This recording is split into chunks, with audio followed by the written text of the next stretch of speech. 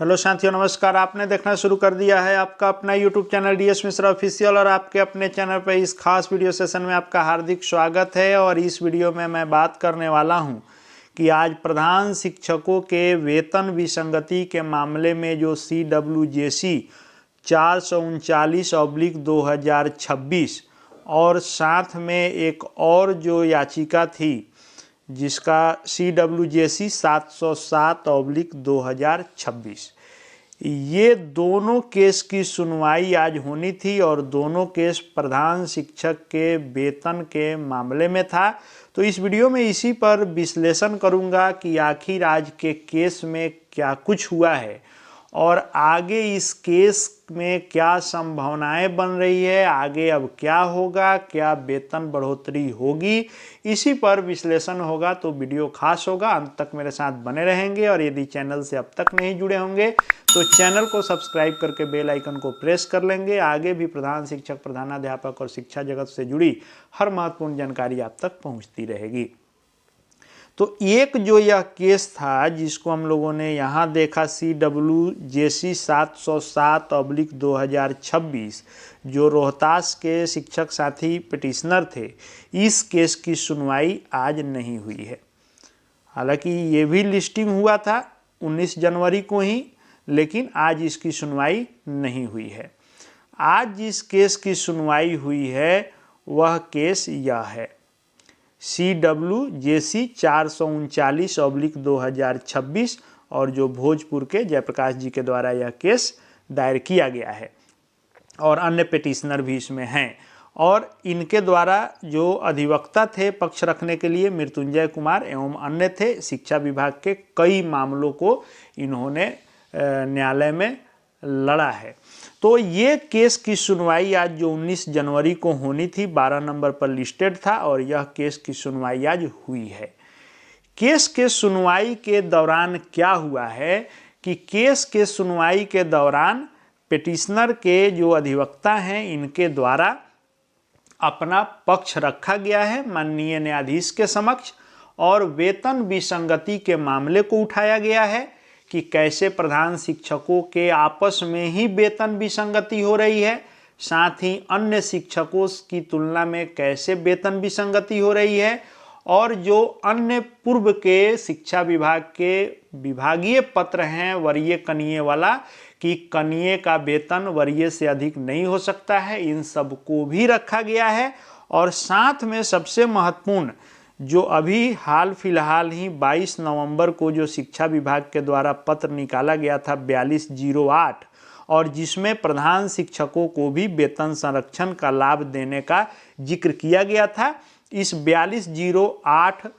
पत्र को भी चैलेंज किया गया है कि इस पत्र के आधार पर जब वेतन संरक्षण का लाभ प्रधान शिक्षकों को दिया जा रहा है तो प्रधान शिक्षकों के बीच में ही वेतन विसंगति हो जा रही है। एक तरफ जहां नियमावली में जिक्र है कि मेरिट के अनुसार इसमें सीनियरिटी होगी, वहीं यदि यह वेतन संरक्षण दिया जाएगा तो अधिक मेरिट वाले का भी कम और कम मेरिट वाले का भी ज़्यादा हो जाएगा, जो वेतन विसंगति का मामला है। साथ में अन्य विभागीय पत्र भी हैं जिसमें वरीय किसी भी शिक्षक का या कोई भी पदधारक का वेतन कनीय से कम नहीं हो सकता है। इन सभी बातों को विद्वान अधिवक्ता के द्वारा रखा गया है, जिस पर माननीय न्यायाधीश महोदय ने, जो सरकार के विभाग के पक्ष रखने वाले सरकार के अधिवक्ता थे, उनसे इस पर पूछा गया है, जिस पर सरकारी अधिवक्ता के द्वारा कहा गया है कि यह मामला हम लोगों के संज्ञान में है और हम लोग इसको सॉर्ट आउट करने की कोशिश कर रहे हैं, जिस पर माननीय न्यायालय के द्वारा इनको 6 सप्ताह का समय दिया गया है कि इस 6 सप्ताह के बीच में या तो ये इस मामले को विभागीय स्तर पर सॉर्ट आउट कर लें और जो वेतन विसंगति है इसको दूर कर लें, या अपना जवाबी हलफनामा दायर करेंगे और अगली सुनवाई होगी। और अगली सुनवाई की तिथि भी मुकर्रर हो गई है, और जो अगली सुनवाई की तिथि इस केस में मुकर्रर की गई है माननीय न्यायालय के द्वारा, वह है 16 फरवरी को।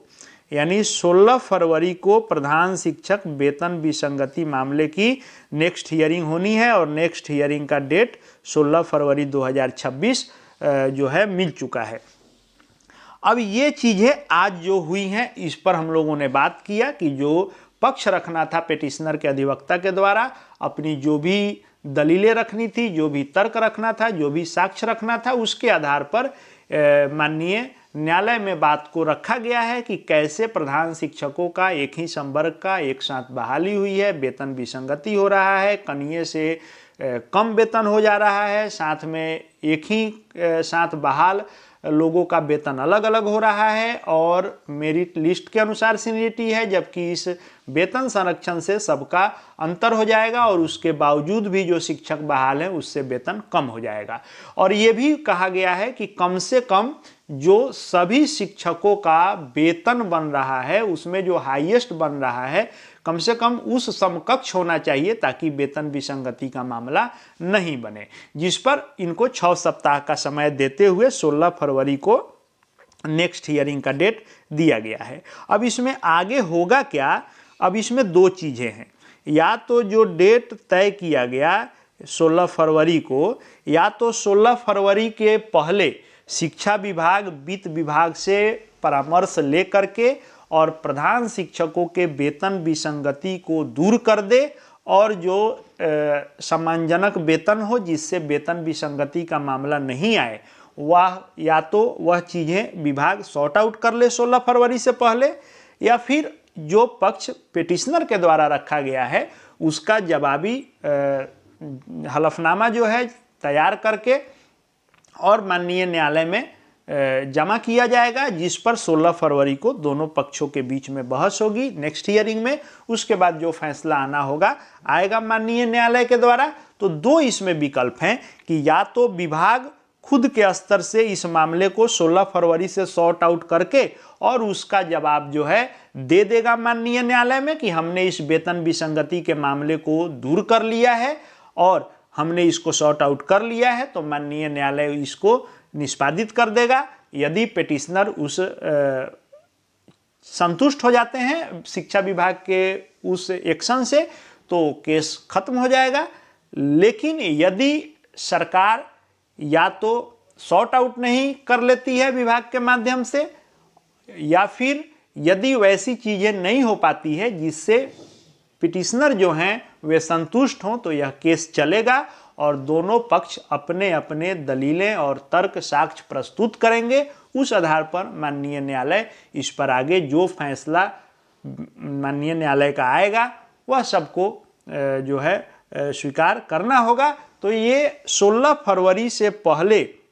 विभागीय रुख क्या रहता है वह देखने वाली बात होगी कि 16 फरवरी से पहले मामले को सॉर्ट आउट करते हुए और वेतन विसंगति दूर कर दिया जाए तो फिर कोई बात ही नहीं रहेगी, अन्यथा यह केस चलेगा। 1, 2, 3 डेट भी मिल सकते हैं, केस चल सकता है, दोनों ओर से अपने अपने पक्ष रखे जाएंगे। यदि सरकार वेतन विसंगति को दूर नहीं करके हलफनामा दायर करती है तो फिर जो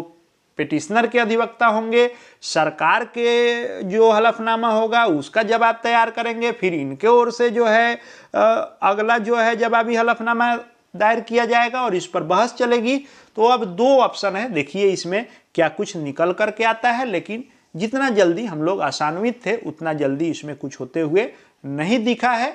सकारात्मक रहें, देखिए विभाग ही कुछ यदि कर देता है पहले तो फिर स्वागत योग्य होगा, अन्यथा मामला जब न्यायालय में है तो देखा जाएगा कि माननीय न्यायालय से क्या फैसला आता है। तो यही आज जो चीज़ें हुई और आगे जो संभावनाएं बन रही है उसके बारे में मैंने बताया। बाकी आप लोग क्या सोचते हैं कमेंट बॉक्स में ज़रूर अपनी राय रखेंगे। आगे सभी प्रकार के अपडेट देखते जानते रहने के लिए चैनल से जुड़ जाएंगे, चैनल को सब्सक्राइब करके बेल आइकन को प्रेस कर लेंगे। साथ ही हमारे Telegram channel DS Mishra official से जुड़ सकते हैं, वहाँ भी हर अपडेट आपको मिलते रहेंगे। इस वीडियो को देखने के लिए आपका बहुत बहुत धन्यवाद।